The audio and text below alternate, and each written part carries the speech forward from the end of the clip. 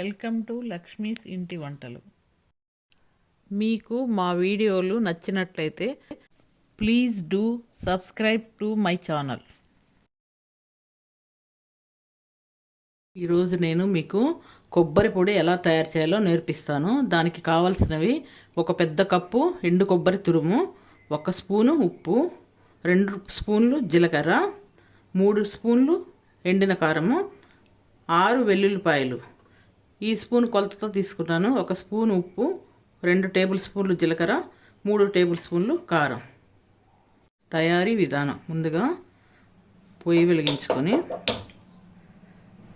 ఒక బాండి పెట్టుకోవాలి. బాండి వేడవనివ్వాలి. బాండి వేడైన తర్వాత మనము ఈ జీలకర్ర వేసుకొని దోరగా వేయించుకోవాలి.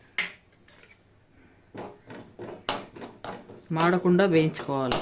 ఈ కొబ్బరి పొడి అన్నంలోకి, ఇడ్లీలోకి, దోశలోకి, వేపుడు కూరలోకి అన్నిట్లోకి చాలా బాగుంటుంది. ఒకసారి మీరు చేసుకొని చూడండి. ఇలా దోరగా వేయించుకున్న జీలకర్రని స్టవ్ ఆపేసి ఒక ప్లేట్లోకి తీసుకొని చల్లార్చుకోవాలి. జీలకర్ర చల్లారిన తర్వాత ఇలా ఒక మిక్సీ జార్ తీసుకొని అందులో మనం వేయించిన జీలకర్ర వేసుకోవాలి. తర్వాత ఉప్పు వేసుకోవాలి. తర్వాత కారం వేసుకోవాలి. ఇవి 3 మిక్సీ జార్లు వేసుకొని ఒకసారి మిక్సీ పట్టాలి. ఇలా మిక్సీ పట్టుకొని తర్వాత మనం తురిమి ఉంచుకున్న ఎండు కొబ్బరి తురుమును ఇందులో వేసుకోవాలి. వేసుకొని మరొకసారి మిక్సీ పట్టుకోవాలి.